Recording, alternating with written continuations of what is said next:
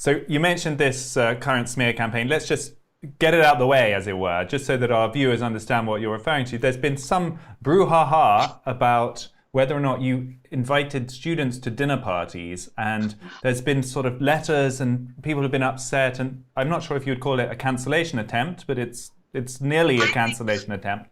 I was having a very good semester. I'm a pretty popular professor. My classes are, you'll like this. It's the only class at Yale Law School where you have both conservatives and liberals actually in the same class talking. And I work really hard at that, and I'm very proud of it.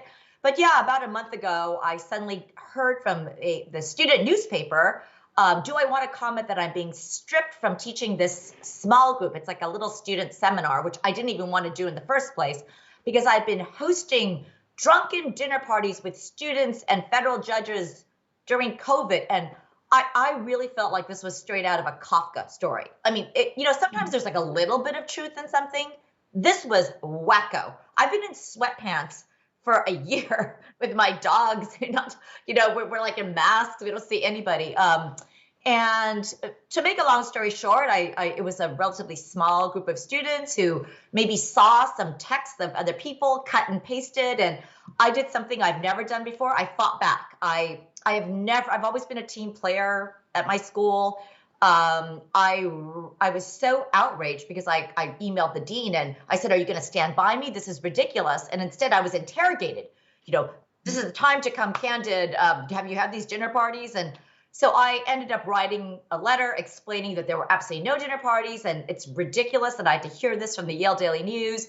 And I tweeted it, which is my Gen Z daughter said that I should do that to correct the narrative. I was just never done that before. But I think I survived, and I think it actually came out well. I mean, I think an investigative reporter found that there were no dinner parties, and I got smeared and dragged through the mud and called like I was operating nefarious rings from my house. What do you think drove it, though? I mean, that's what's interesting, isn't it? Because we've had a few stories a little bit like that on this show of people experiencing the weirdest things on university campuses these days. The atmosphere seems unbelievably fraught, and unless you're very careful, you might find yourself the wrong side of a mob coming at you. What is it that you did wrong in their eyes, do you think, really? What is it they've got against you? Well, it's perfect for the themes of this interview because I think it's all the things that we're touching on. First, in 2018, I published an op-ed that I don't think should have been controversial, but it was an op-ed praising the mentorship of then Judge Brett Kavanaugh, who became a justice on our Supreme Court. It was before all the controversy about sexual harassment came out against him. But I stand by that. I just said he has mentored so many of my women students. After that, I basically had a target on my back. It was just lack of reason. I was part of this complicit misogynist facilitating all this stuff. And since 2018, it's just been like that. Some students will not take my class. I see horrible things about myself. Secondly, I write about political tribalism. I hate identity politics. And I on my syllabus, I have this big banner that basically says this class seeks to promote lively discourse among people of all political views. Don't take this course if you're not, if that's going to bother you. And colleagues of mine had said, oh my God, if you do that, you'll get 3 people.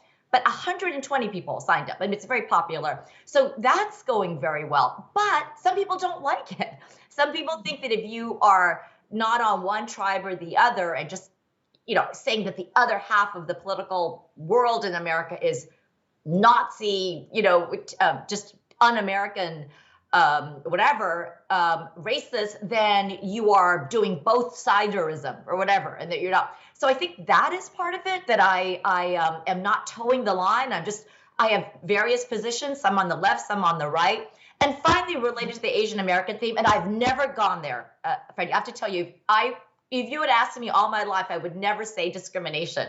But it's weird, like there's this thing about me being really powerful and placing so many students, and I'm intimidating students. And when I look around, there's so many colleagues of mine of all other ethnicities who are doing way more. They're hosting dinner parties. They place way more students. They say egregious things.